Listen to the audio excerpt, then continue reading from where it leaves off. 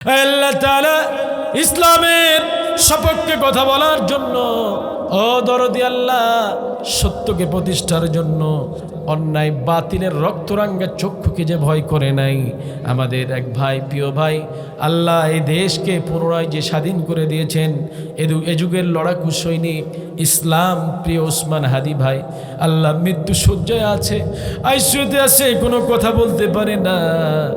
ও দরদি আল্লাহ, তুমি তো রহমানুর রহিম, এমন কোন বাংলার জায়গা নাই ওসমান হাদি ভাইয়ের জন্য দোয়া হয় না। আল্লাহ, মাদ্রাসার ছাত্ররা কোরআন তেলাওয়াত করতেছে ভাইয়ের জন্য।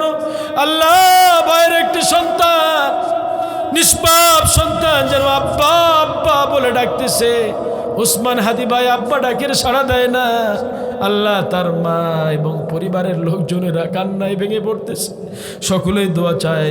আল্লাহ মেহেরবানি করে ওসমান হাদি ভাইকে আমাদের মাঝে আবার ফিরিয়ে দেন। আল্লাহ এই যুগের সত্যের লড়াকু সৈনিকের খুব প্রয়োজন। সত্যবাদী, সত্য কথা বলার মতো মানুষ পাওয়া যায় না। আল্লাহ, তুমি তাদেরকে কবুল করো যারা ইসলামের পক্ষে তোমার দিন প্রতিষ্ঠার জন্য কথা বলে। আল্লাহ, তাদেরকে তুমি কবুল আর মঞ্জুর করে নাও। আল্লাহ, তাদেরকে বিপদ মুসিবত থেকে হেফাজত করো। আল্লাহ,